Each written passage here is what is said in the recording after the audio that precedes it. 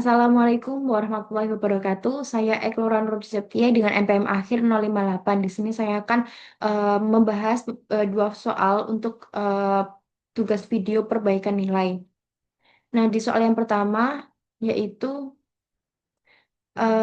perusahaan Gratica Corp telah mengontrak Anda untuk menyiapkan laporan arus kas. Ada informasi neraca saldo sebagai berikut. Jadi untuk soal yang pertama ini berkaitan dengan arus kas. Nah, sebelum itu kita perlu ketahui dahulu apa itu arus kas ya. Jadi laporan arus kas itu adalah bagian laporan keuangan yang menunjukkan aliran eh, masuk dan keluarnya uang suatu perusahaan. Nah, yang dimana laporan arus kas ini dikelompokkan menjadi dalam tiga aktivitas, yaitu aktivitas operasional, aktivitas investasi, dan aktivitas pendanaan. Nah, aktivitas operasi sendiri itu terdapat empat komponen yang perlu diperhatikan di dalamnya. Nah, yang pertama itu adalah tahun berjalan, kemudian akun yang tidak berhubungan dengan kas itu seperti beban penyusutan. Kemudian ada juga aktiva lancar dan hutang lancar. Kemudian untuk aktivitas investasi itu eh, aktivitas yang berkaitan dengan aktiva tetap seperti pembelian tanah, penjualan peralatan, kemudian pembelian gedung dan lain sebagainya. Lalu ada juga untuk investasi aktivitas pendanaan. Nah, aktivitas ini itu berkaitan dengan hutang jangka panjang atau hutang bank. Kemudian kita fokus kembali pada soalnya. Di sini sudah ada neracanya yang sudah tertera di soal. Kemudian di sini ada data informasi tambahan terkait tahun 2022 adalah sebagai berikut. Yang pertama itu peralatan dengan harga perolehan sebesar 11.000 dan telah disusutkan 30% pada saat pelepasan dijual seharga $2.500. Yang kedua, sebesar $5.000 dari utang jangka panjang dibayar dengan menerbitkan saham biasa. Yang ketiga, dividen kas yang dibayarkan adalah $5.000. Yang keempat, pada tanggal 1 Januari 2022, bangunan hancur total akibat banjir. Hasil klaim asuransi atas bangunan tersebut adalah $33. Kemudian setelah dikurangi pajak sebesar $4.000. Yang kelima yaitu investasi ekuitas non-perdagangan dijual dengan harga $1.500 di atas biaya perolehannya. Perusahaan telah melakukan penjualan dan investasi serupa di masa lalu. Yang keenam, kas dan surat jangka panjang itu sebesar $16.000 yang diberikan untuk akuisisi peralatan. Dan yang terakhir yang ketujuh yaitu bunga sebesar $2.000 dan pajak penghasilan sebesar $5.000 dibayarkan dalam bentuk kas. Nah, kemudian instruksinya itu gunakan metode tidak langsung untuk menganalisis informasi di atas dan siapkan laporan arus kas untuk Gratica Corp. Nah, untuk mempermudah, jadi dalam arus kas itu kita harus mengetahui selisihnya terlebih dahulu antara tahun 2021 dan 2022. Sini kita cari selisih 2022 dan 2021. Di sini kita kurangin 58 dengan 23.000. Nah, kita langsung tarik aja. Nah, untuk yang tidak ada pengurangnya ini itu langsung dipindahkan tapi dengan syarat minus.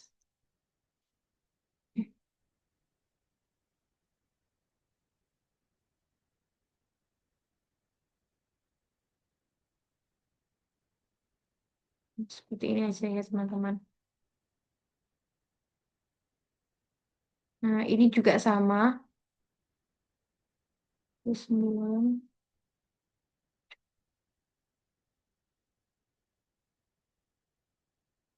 Nah, totalnya itu kita sum.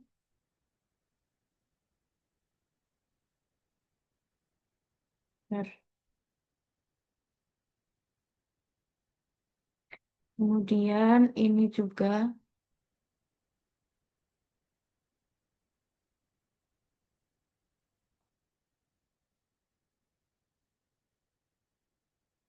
Sebenarnya hasil tidak perlu juga, tidak apa-apa sih. Hmm, ini juga.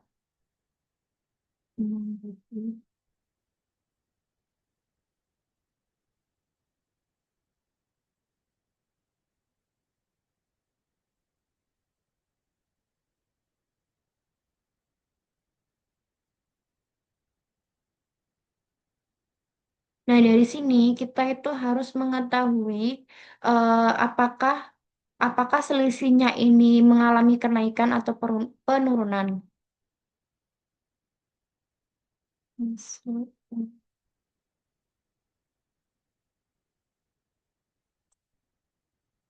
Nah, di sini itu eh di sini selisihnya itu 58 pada tahun 2021 itu sebesar 23.000 dolar, kemudian pada 2022 itu sebesar 58.500 dolar. Jadi selisihnya itu 35.500 dan mengalami penaikan. Ini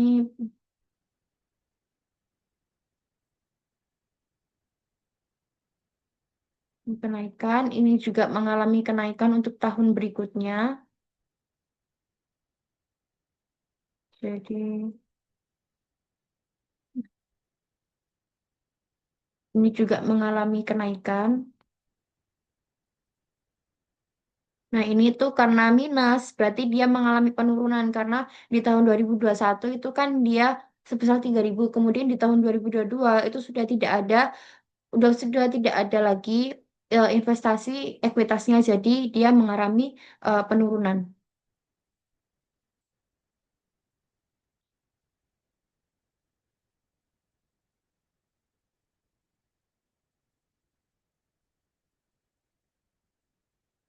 Nah, yang ini tuh mengalami kenaikan. Untuk sistem logikanya itu seperti yang sudah aku jelaskan tadi. Ini mengalami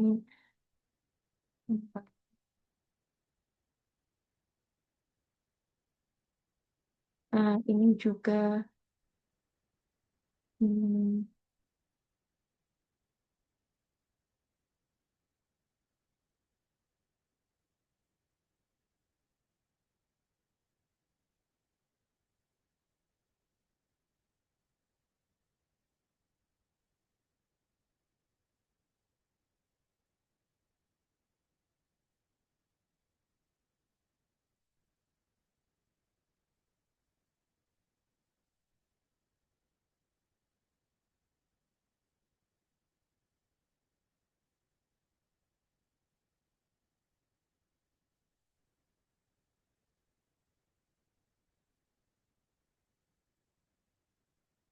nah, setelah kita mengetahui selisih dan eh, kenaikan dan pengurangannya ya sudah kita klasifikasikan. Sekarang kita akan identifikasi dari soal ini si jadi soal yang data tambahan yang pertama itu kan peralatan dengan harga perolehan 11.000 yang telah dikhususkan 30% pada saat pelepasan dijual seharga 2.500 dolar. Nah, ini itu akan masuk di aktivitas operasional dan investasi.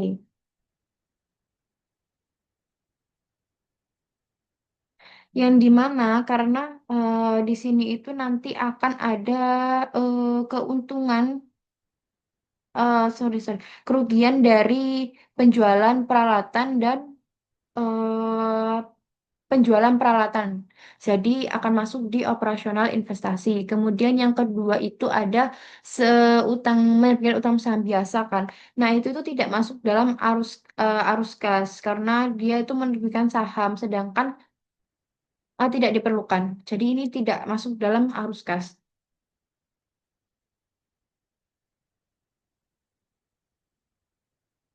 Nah, kemudian yang ketiga ini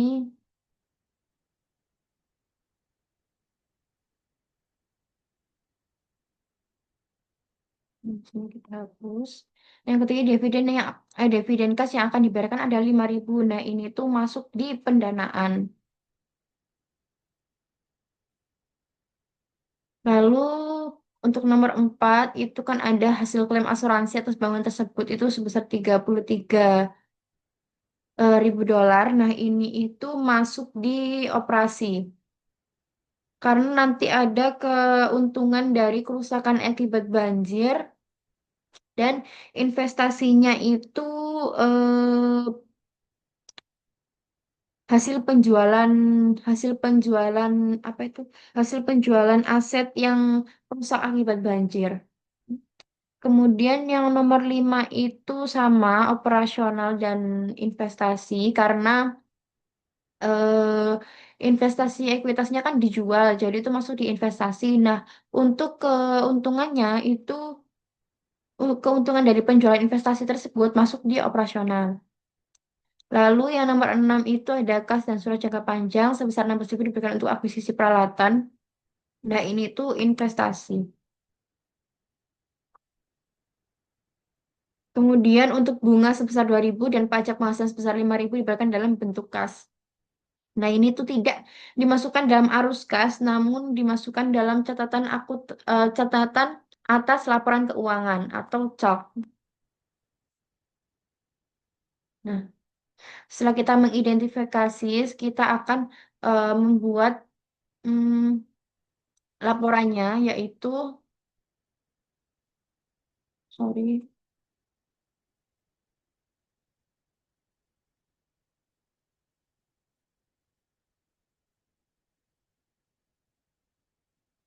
di sini ada,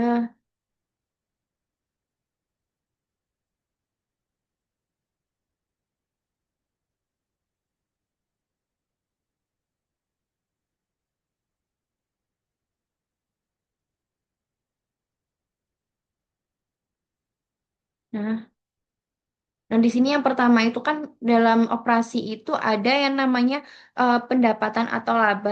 Nah, kita yang paling penting itu ada laba, terus ada tadi aktiva lancar sama hutang lancar kalau tidak salah tadi. Oh, ya hutang lancar dan aktiva lancar. Nah, di sini kita tulis arus kas,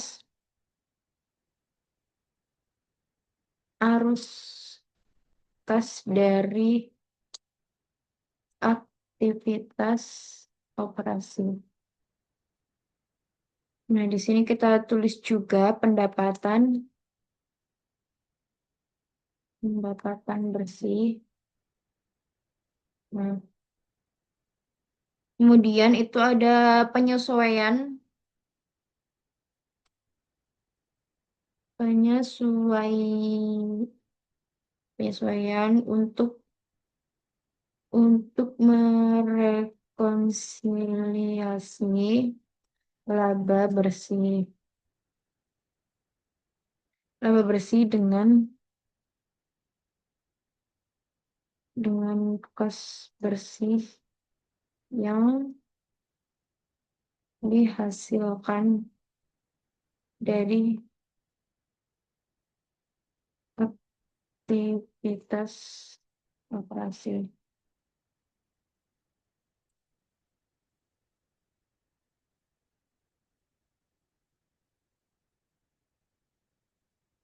Nah, di sini kita ke bawahin aja teksnya.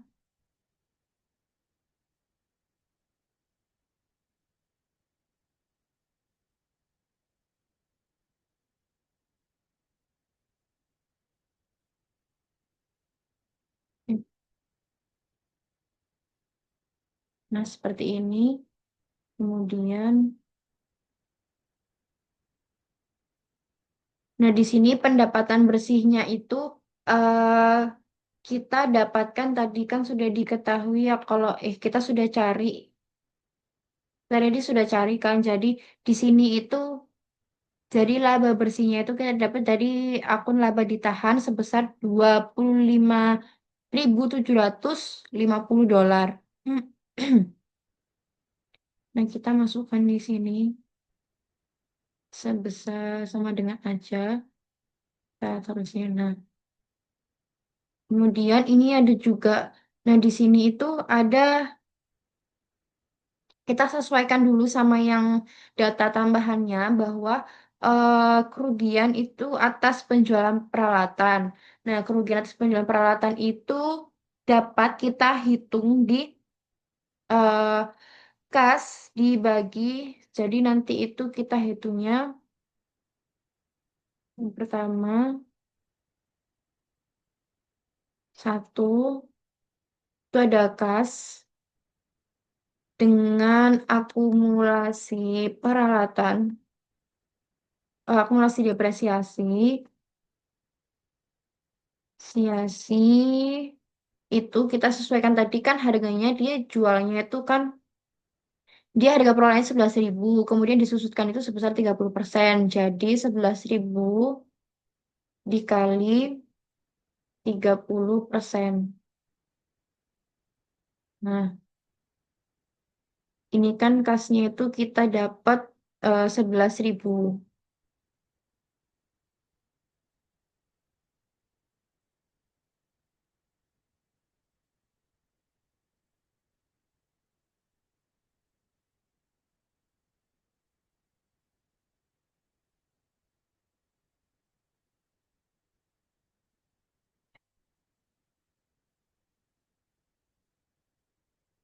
11.000. Sebentar. Kemudian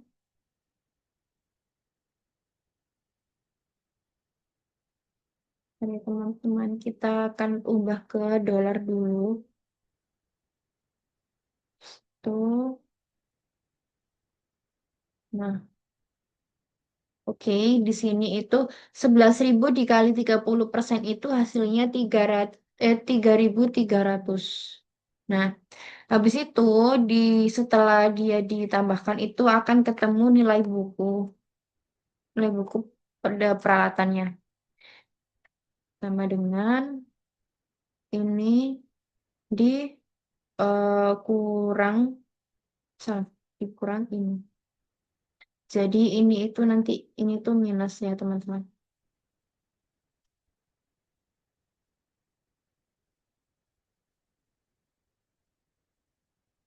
Hmm.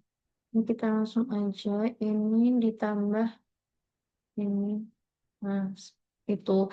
Kemudian ada pelepasan pelepasan yang dijual tadi sebesar 2.500 kita tulis di sini. Pelepasan dijual, pelepasan peralatan aja ya. Dan itu sebesar 2.500 dolar. Nah, kemudian hasilnya itu sama dengan hmm, ini juga kita minus. Ini kita dalam kurung.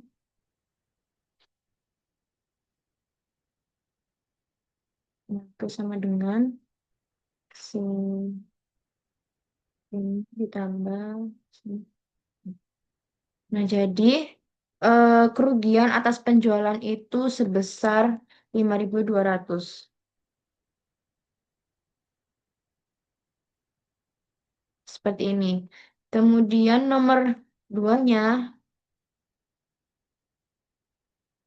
itu kan masuk jadi nomor dua itu kan tidak masuk dalam arus kas, jadi tidak perlu diperhitungkan. Kita langsung masuk aja di nomor tiga itu juga tidak ada penyesuaian lagi. Jadi nanti tinggal dimasukkan di pendanaan sebesar 5.000 dolar. Kemudian kita akan hitung yang nomor empatnya. Nomor empat itu ayat klaim. Nanti aja ya guys. Jadi kita langsung masukin aja. Nah, ada kerugian atas penjualan. Atas penjualan itu sebesar 5.200. Nah, ini kita ubah dulu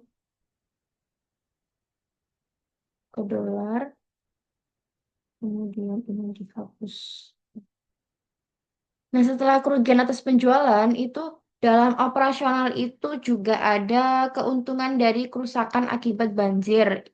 Nah, dari sini itu kita bisa hitung tadi ya asuransi nomor 4 tadi.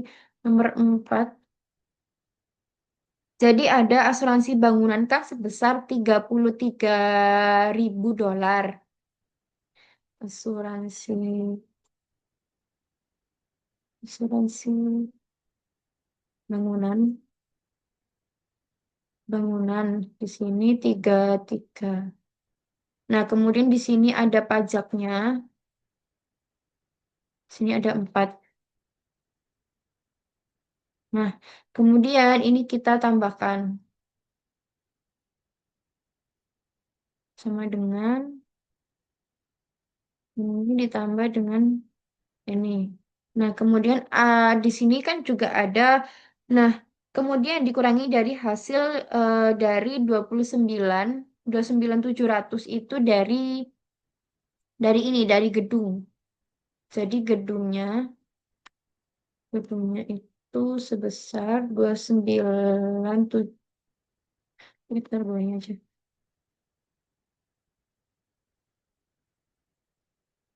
Gedung itu 29.700. Ya ampun. Oke, 29.750. Terus di sini ada juga akumulasi depresiasi gedung. Nah, di sini tuh kita minus ya, ini 2009 dikurangi dengan akumulasi.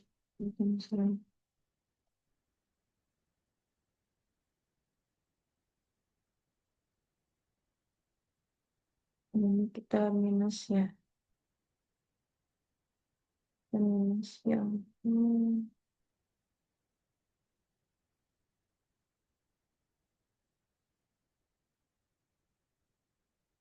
bentar. Kemudian di sini ada AKM penyusutan gedung. Gedung atau bang? Oh, gedung. Oke. Nah, di sini sebesar 6.000.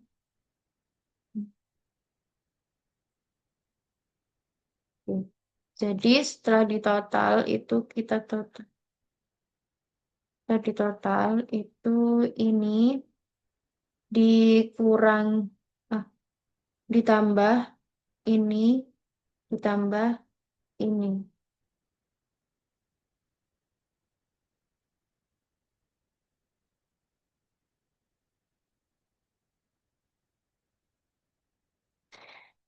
Nah, tadi itu ada kesalahan perhitungan di mana seharusnya itu ini itu di dihitung sendiri. Nah, ini tuh seperti ini.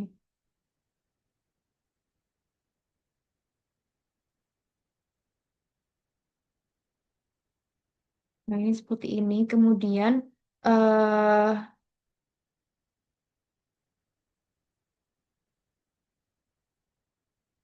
ini kita cancel. Nah, ini kita pindah. Nah, ini baru bisa dikurangkan. Jadi sama dengan ini dikurangi sama ini. Yang sebesar 13.250 dolar untuk kerugian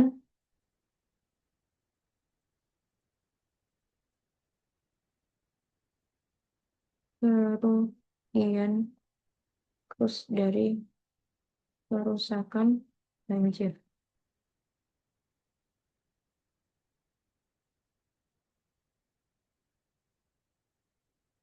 Jadi di sini kita juga terus kerugian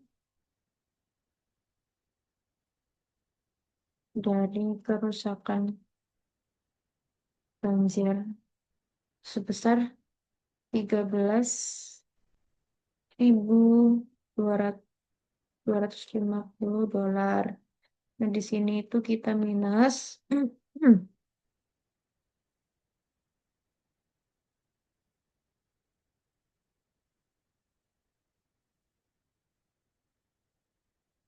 ini. Kemudian dalam operasi itu juga ada yang namanya akumulasi penyusutan, ada juga ini eh, biaya penyusutan. Nah, jadi biaya penyusutannya itu dari akumulasi penyusutan atas peralatan yang terjual itu tadi kan sebesar 3.300 dari sini.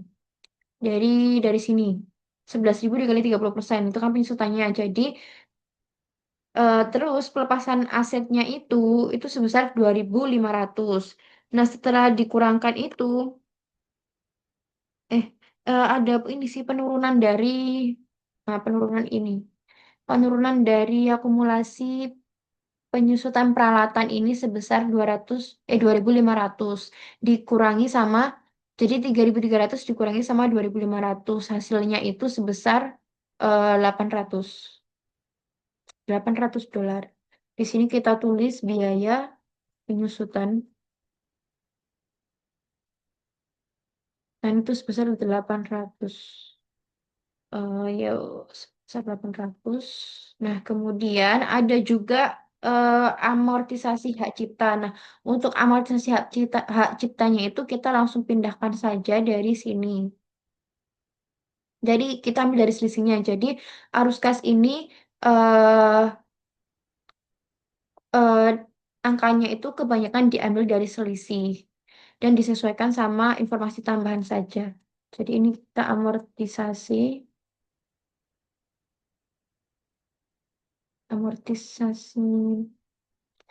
cipta sebesar 250. Kemudian itu ada juga tadi di soal itu kan, hmm,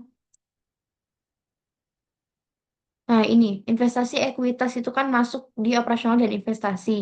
Nah, eh, keuntungannya itu masukkan dalam operasional. Nah, untuk menghitung keuntungannya itu dilihat dari selisih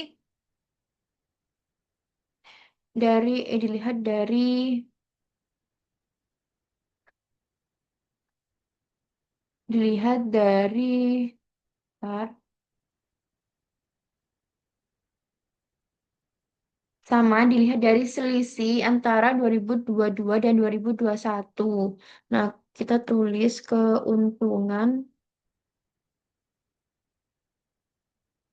keuntungan dari penjualan investasi investasi ekuitas. Nah, itu sebesar sini. Nah, ini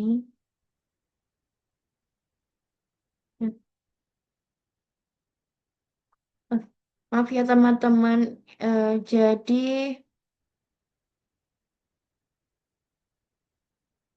Nah, jadi itu kan 3.000. Nah, tadi itu kan apa di soalnya itu kan ada tulisan sebesar 1.500 ya. Dijual dengan harga 1.500 atas biaya perolehannya. Nah, biaya perolehan itu kan 3.000. Nah, jadi selisihnya itu 1.500. Jadi kita di sini masukkan 1.500.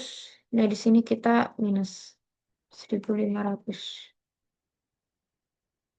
Nah, kemudian ada juga itu ada dalam operasional itu peningkatan piutang bersih. Nah, untuk menghitung peningkatan piutang bersih itu selisih piutang 2022 dan 2021 itu di mana terjadi peningkatan piutang. Artinya itu pendapatan itu lebih dari kas yang diterima. Jadi harus mengurangi laba karena laba itu mengakui pendapatan yang belum menghasilkan kas. Nah, di sini kita tulis sebesar 2.250 itu kan selisihnya. Nah, harus dikurangi, harus harus mengurangi laba. Sebentar. Nah, ini kita tulis peningkatan piutang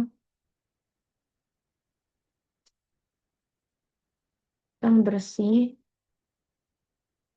sebesar 2.250. Nah, kemudian ada juga itu peningkatan persediaan. Nah, persediaan ini masuk di operasional kan mengalami kenaikan sebesar 2.000. Nah, karena sama seperti yang tadi, karena kenaikannya itu dikurangkan karena kas itu otomatis kan turun Se- ke dan kas itu sudah keluar tapi belum bebannya itu belum diakui jadi harus dikurangkan. Nah, jadi di sini kita tulis peningkatan persediaan sebesar 2.000.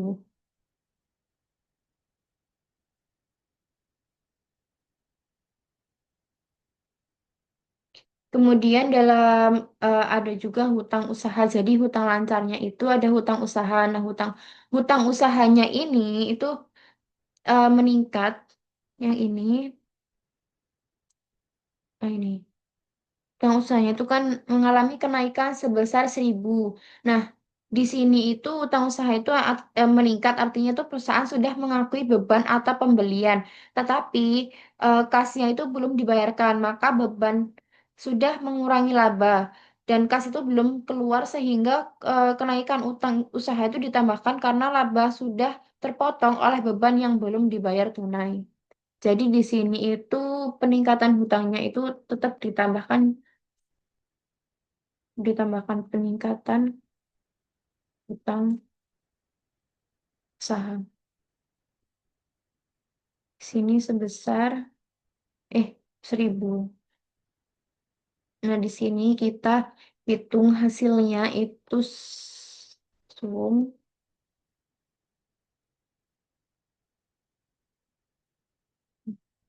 Di sini kita tulis arus kas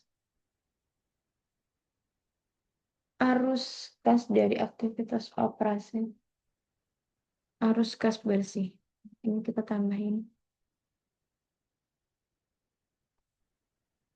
Nah, di sini sama dengan ini ditambah ini. Nah, jadi sebesar 14.000. Nah, setelah kita mencari arus kas dari aktivitas operasi, kita akan mencari arus kas dari aktivitas investasi.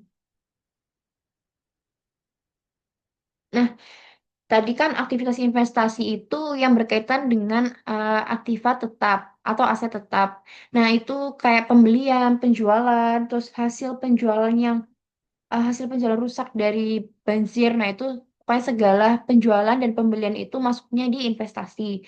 Nah, kita tadi kan ada penjualan investasi ekuitas kan. Nah, kita tulis dulu ada penjualan investasi ekuitas.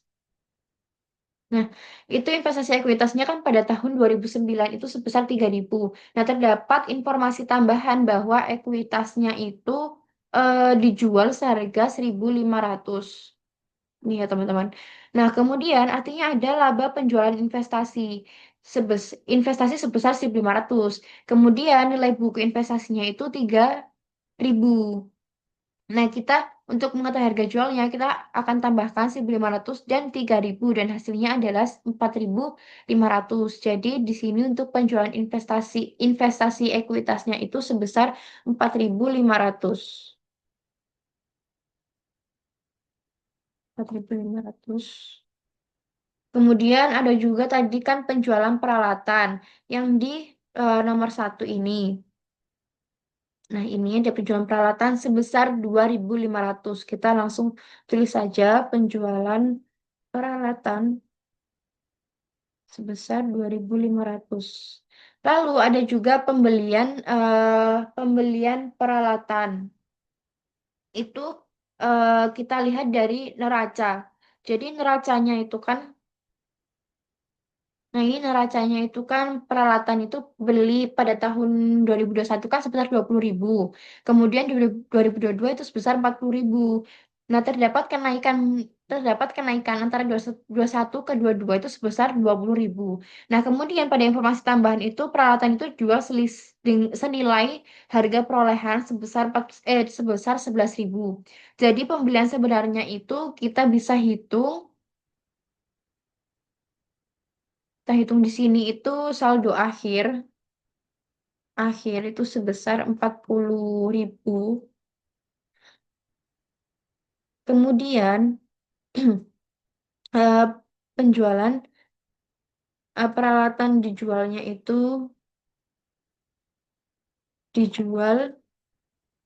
itu sebesar 11.000. Lalu saldo awalnya itu 20.000. Nah, ini kita saldo awalnya itu kita minus. Nah, ini maka akan ketemu untuk pembelian, untuk total total pembelian peralatan. Jadi hasilnya itu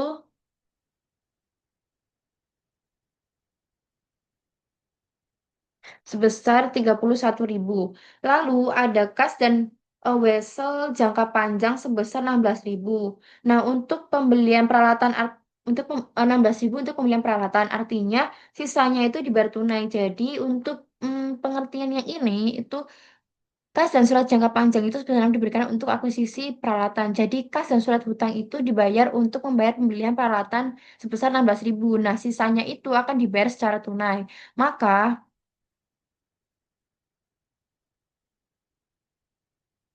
maka 31.000 ini dikurangi dengan 16.000. Jadi hasilnya itu sebesar 15.000 yang dibayar tunai.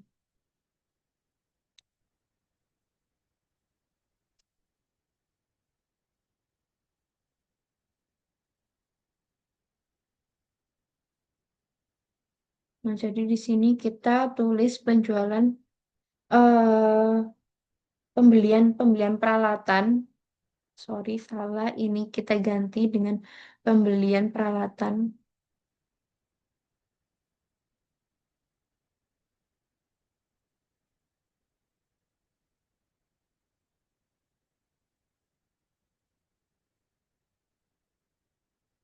sebesar 15.000. Kemudian ada juga hasil penjualan aset yang rusak akibat banjir. Nah, aset hasil penjualan aset yang rusak. Nah, di sini tuh kan hasil asuransi bangunan yang hancur karena banjir itu kan 33.000. Nah, ditambah sama 4.000 itu tanpa dikurangi pajak karena kan di soal tadi kan 33.000 itu kan sudah dikurangi pajak. Nah, kita tidak menghitung pajaknya jadi totalnya itu sebesar 37.000. Nah, untuk hasilnya itu sebesar 29.000. Jadi kita tulis di sini itu 20, kita zoom dulu.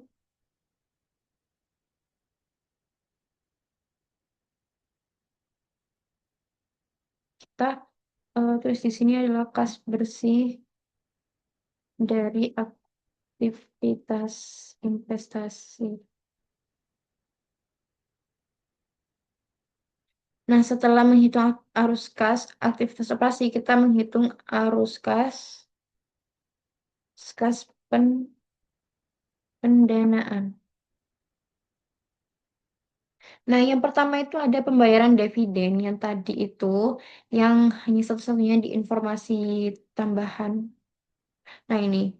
Jadi dividen kas yang dibayarkan adalah 5.000 dolar. Jadi kita masukkan adalah pembayaran dividen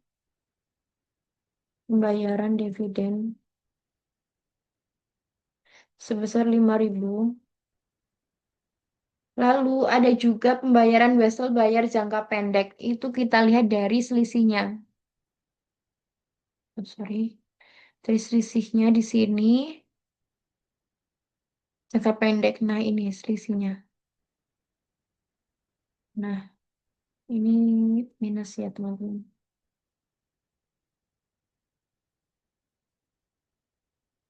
Pembayaran wesel jangka pendek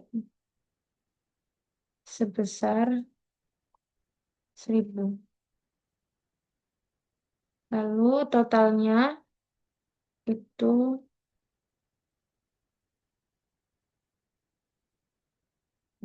kita tulis kas bersih dari aktivitas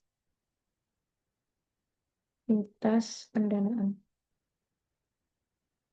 Nah, setelah itu kita akan menemukan eh, pendapatan bersih, laba bersihnya.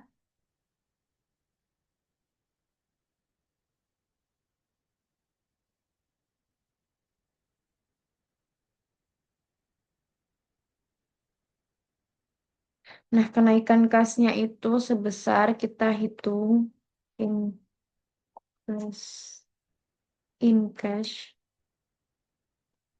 itu dari penjumlahan ini.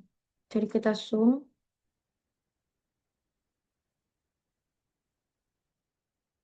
enter. Nah, jadi kenaikannya itu sebesar 37.000 dolar. Kemudian untuk kas di 1 Januari 2022 itu sebesar, kita lihat di soal itu sebesar 23.000. Sini kita tulis 23.000. Kemudian kita tambahkan ini ditambah dengan ini. Nah, ini adalah kas 31 Desember 2022.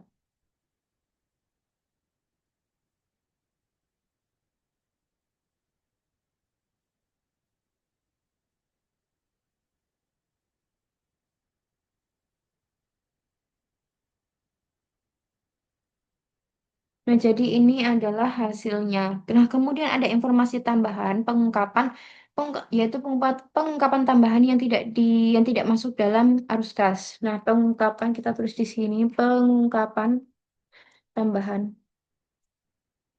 Di sini ada bunga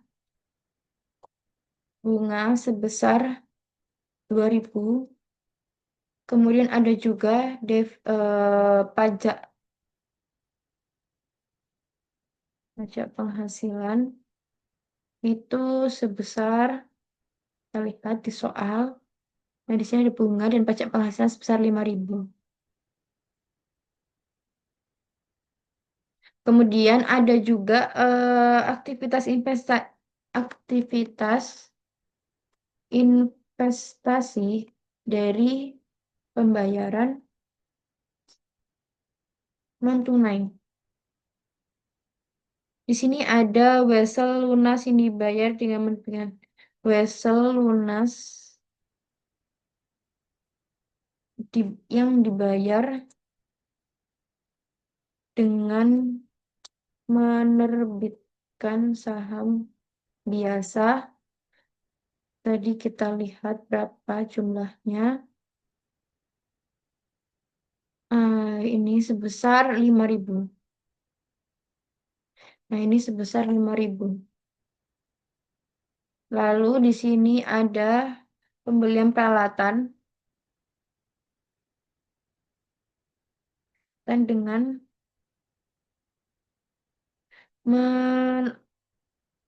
menerbitkan wesel bayar sebesar 16.000. Oke, jadi ini adalah jawaban dari soal yang pertama. Selanjutnya kita lanjut beranjak ke soal yang kedua. Jadi soal yang kedua ini berkaitan dengan koreksi dan penyesuaian. Nah, kita akan kupas satu-satu.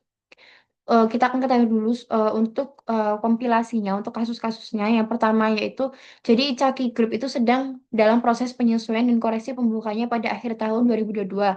Dalam menuju catatannya, informasi berikut telah dikompilasi. Yang pertama, Caki itu tidak melakukan akrual atas komisi penjualan yang masih harus dibayar pada akhir masing-masing dari 2 tahun terakhir sebagai berikut. Desember tanggal 31 2021 itu sebesar 6.500.000 yen, kemudian 2022 itu sebesar 5.500.000 yen.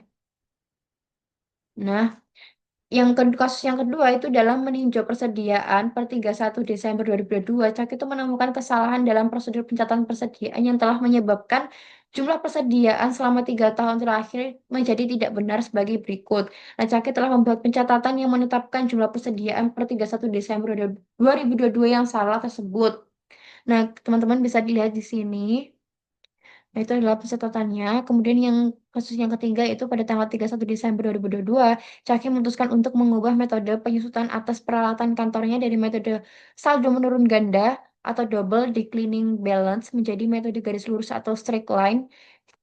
Kemudian, peralatan tersebut memiliki harga perolehan awal sebesar 100 juta yen ketika dibeli pada 1 Januari 2020.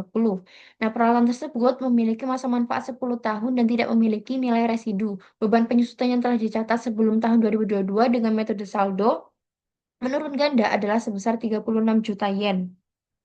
Nah, Caki telah mencatat beban penyusutan tahun 2022 sebesar 12.800 yen dengan menggunakan metode saldo menurun ganda. Kemudian kasus yang terakhir itu sebelum tahun 2022, Caki itu mencatat pendapatan dari kontrak konstruksi jangka panjang dengan menggunakan metode pemulihan biaya atau cost recovery basis. Pada awal tahun 2022, Caki mengubah metode pencatatan menjadi metode persentase penyelesaian atau percentage of completion basis untuk tujuan akuntansi. Namun untuk tujuan perpajakan, Caki tetap menggunakan metode pemulihan biaya. Nah, pendapatan tahun 2022 itu telah dicatat dengan menggunakan metode persentase penyelesaian informasi berikut. Nah, di sini sudah ada tabel informasi dari metode persentase penyelesaian. Nah, instruksi dari soal ini itu siapkan jurnal yang diperlukan pada tanggal 31 Desember 2022 untuk mencatat koreksi dan perubahan di atas. Buku masih terbuka untuk tahun 2022. Tarif pajak penghasilan adalah 40%. Nah, Cak itu belum mencatat beban pajak penghasilan dan jumlah pajak terutang tahun 2022 sehingga dampak pajak tahun berjalan dapat diabaikan. Dampak pajak tahun-tahun sebelumnya harus dipertimbangkan pada butir 4. Nah, kita akan menjawab soal ini. Jadi yang pertama yaitu eh jurnalnya itu kan dia kan ada kita harus mengurangkan dulu selisihnya yaitu sebesar 1 juta.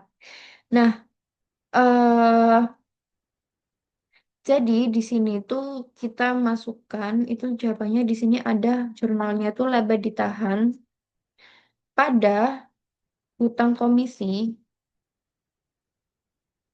penjualan dan beban komisi penjualan.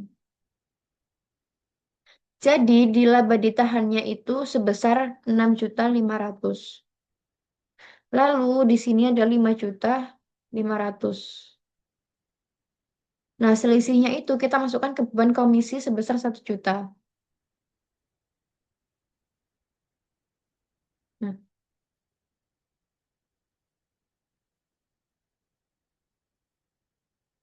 kita ubah dulu ke yen.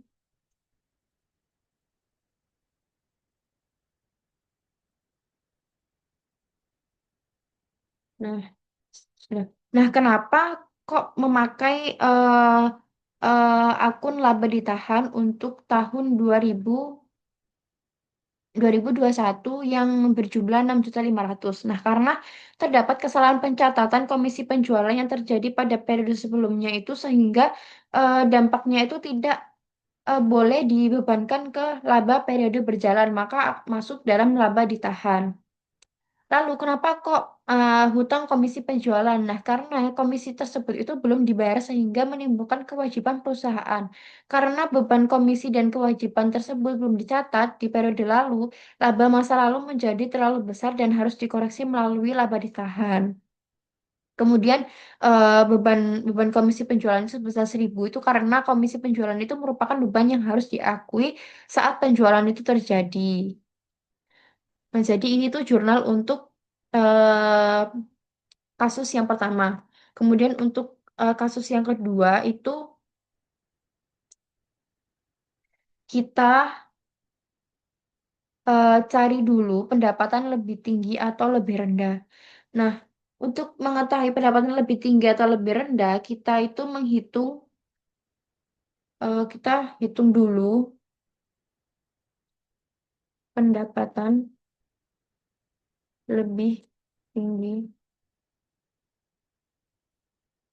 atau lebih rendah. Nah, kita bisa hitung dengan 2000.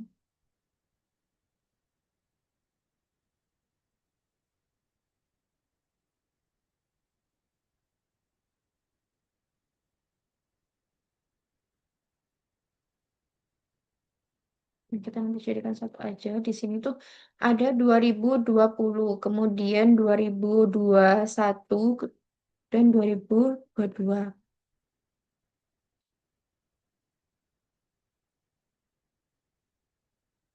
Nah, ini kita tidak PIN, jadi bukan accounting, terus number.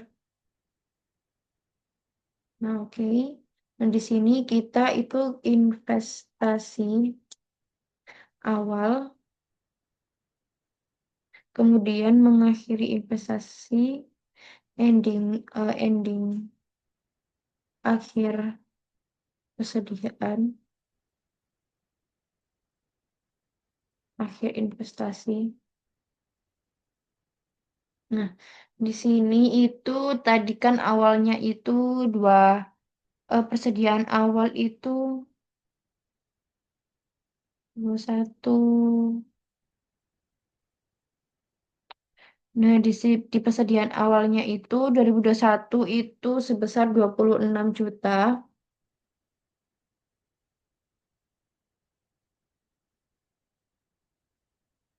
Kemudian di 2022 itu 29. Kemudian di akhir investasi itu di sini itu 26 juta.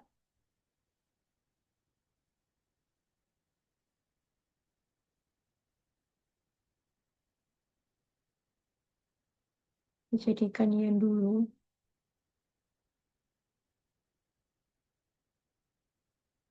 Kemudian di sini itu sebesar 29 juta.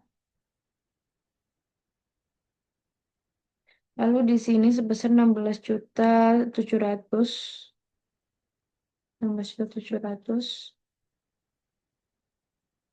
Nah, maka kita bisa hitung ini terus ini,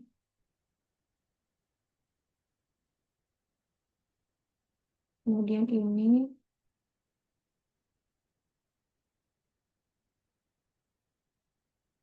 Nah, jadi ini adalah hasilnya. Kemudian maka jurnal yang bisa kita tulis itu ada cost of goods sold, goods sold.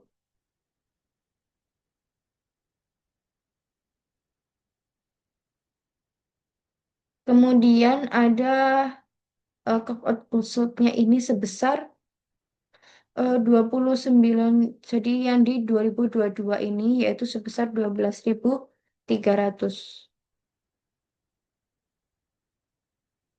Terus di sini ada laba ditahan, kemudian ada inventaris atau persediaan, terus persediaan. Nah, laba ditahannya itu sebesar 29.000.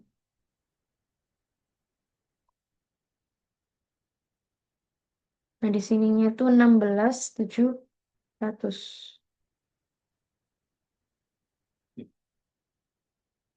Nah, itu untuk yang kasus nomor 2. Sekarang kita cari penjelasannya. Jadi kenapa di sini itu cost of goods sold? Karena kesalahan persediaan itu sudah mempengaruhi beban penjualan eh, HPP adalah itu beban, dan beban ini tuh menentukan laba jika HPP itu terlalu kecil, laba terlalu besar jika HPP itu terlalu besar, laba terlalu kecil. Oleh karena itu, HPP itu harus disesuaikan agar laba yang dihitung itu menjadi benar atau tepat. Nah, kemudian laba ditahan. Jadi kita juga 29 jutanya itu dijadikan laba ditahan karena mumpung menampung akumulasi laba periode sebelumnya. Jadi kesalahan persediaan itu menyebabkan laba masa lalu itu salah sehingga koreksinya itu harus langsung ke laba ditahan agar mencerminkan laba yang sebenarnya yang dihasilkan perusahaan. Kenapa tidak laba di tahun berjalan? Karena kesalahan persediaan itu yang terjadi di periode sebelumnya, laba periode tersebut udah ditutup. Di akun laba ditahan, kalau sekarang HPP-nya dibetulkan lewat laba rugi tahun berjalan, maka laba ditahan sekarang itu menjadi salah, padahal yang salah itu hanya laba tahun lalu. Nah, untuk persediaannya itu karena nilai persediaan di neraca itu tidak mencerminkan nilai kondisi sebenarnya, sedangkan dalam kasus ini persediaan itu harus disesuaikan sebesar selisih yang ditemukan antara 29 juta dan 16 juta 700 supaya aset perusahaannya itu tidak terlalu kecil dan atau tidak terlalu besar juga. Nah, kemudian di sini kita akan masuk ke kasus yang ketiga itu hmm,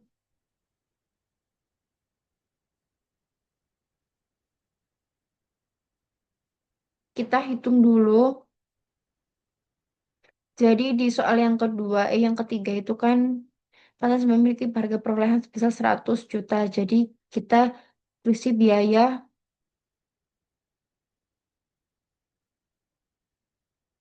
eh, kita tulis biaya perolehan peralatan. Jadi kita tulis di sini itu biaya peralatan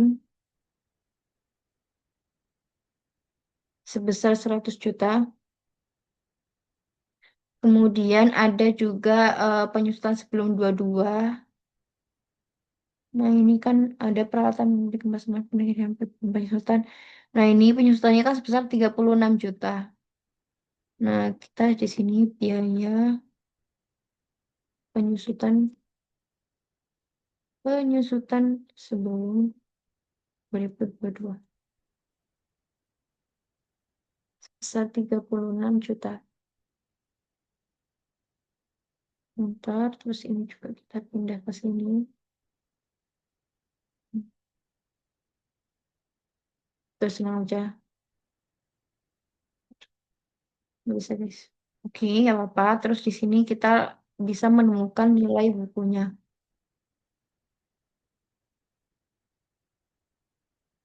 Jadi ini ditambah dengan ini. Nah, jadi kita ketemu nilai bukunya itu sebesar 96 juta 400 ribu yen.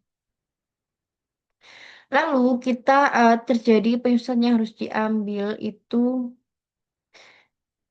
di sini sebelum tahun.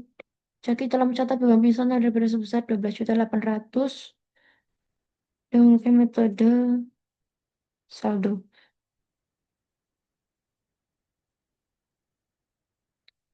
Nah, di sini tuh kita akan tulis penyusutan yang harus diambil, penyusutan yang harus diambil itu dari 64 juta dibagi dengan 8 tahun. Maka hasilnya akan ketemu 8. Kita coba aja di sini 60 sama dengan 64 keluarga dibagi sama 8. Nah, jadi 8 juta. Kemudian penyusutan pencat apa yang penyusutan yang dicatat itu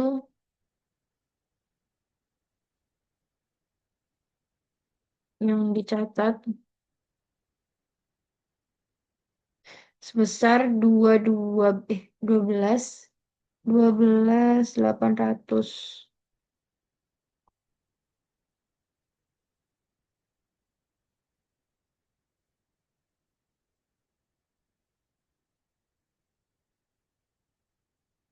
Nah, ini kemudian kita hmm, hitung selisihnya, kita hitung. Nah, jadi setelah itu minus 4.800.000. Kemudian jurnalnya itu akumulasi akumulasi penyusutan peralatan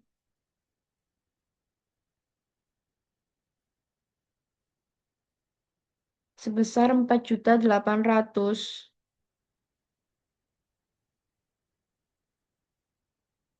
pada beban penyusutan sebesar 4.800.000. Nah, oke.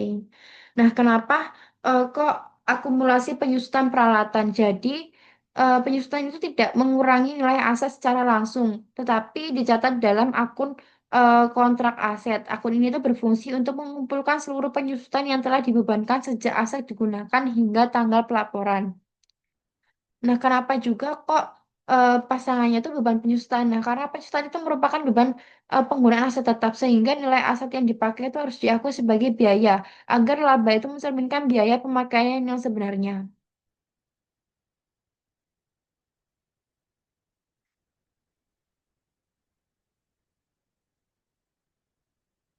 Nah, eh, nah jadi itu selanjutnya yaitu ke soal yang ke soal yang keempat atau kasus yang keempat, yaitu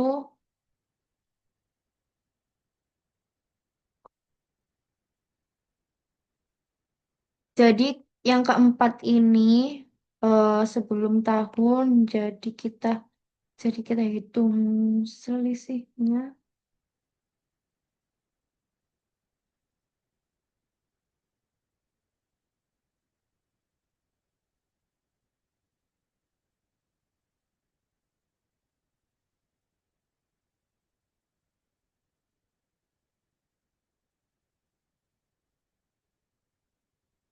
Oke, jadi kita hitung dulu selisih antara persentase dan cost recovery-nya, yaitu 150 ini dikurangi sama 105.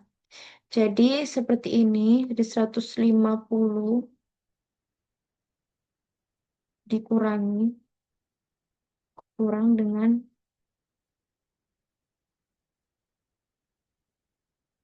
105. Nah, hasilnya itu sebesar 45. Eh, kita, kita hitung aja ya. Ini dikurangi ini. Bentar. Nah, hasilnya itu 45 juta.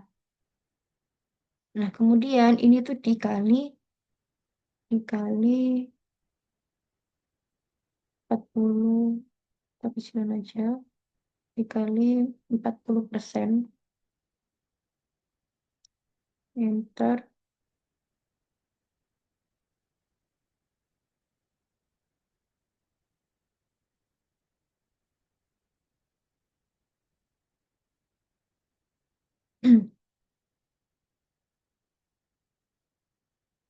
Ganti dulu nomornya yang biasa. Jadi kita di sini tulis 40, 10%. Ter, apa? Nah, di sini hasilnya itu sama dengan 40 dikali. Nah, jadi hasilnya itu 18 juta. Nah, kemudian 18 juta ini kita kurangkan kembali jadi 45 dikurang 18 juta sama dengan ini itu ini dikurangin ini. Nah, jadi 27 juta. Nah, maka jurnalnya itu konstruksi konstruksi dalam proses sebesar 45 juta pada kewajiban pajak tangguhan. Tangguhan itu sebesar 18 juta Nah, di sini itu ada laba ditahan.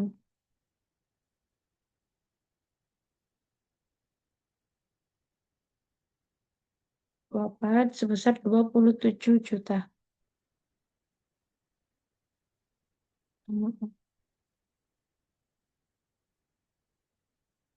Nah, seperti ini. Nah, alasannya itu kenapa kok konstruksi dalam proses? Nah, karena biaya konstruksi yang sebenarnya itu lebih besar daripada yang telah dicatat sehingga nilai yang aset ini menimbulkan perbedaan temporer antara pencatatan akuntansi dan perolehan pajak. Kemudian kewajiban pajak tangguhan ini itu terdapat perbedaan temporer antara nilai aset menurun akuntansi dan nilai aset menurun pajakan hasil yaitu 18 juta. Itu diperoleh dari 45 itu dikali 40%. Nah, pajak sehingga memperoleh 18 juta. Kemudian untuk laba ditahannya itu kesalahan pencatatan tersebut itu terjadi pada periode sebelumnya. Jadi apapun pencatatan yang salah di periode sebelumnya itu eh, maka akan dimasukkan ke laba ditahan. Nah, dampaknya itu eh, dampak setelah pajak tidak dibebankan ke laba di tahun berjalan melainkan disesuaikan melalui laba ditahan. Jadi ini adalah eh,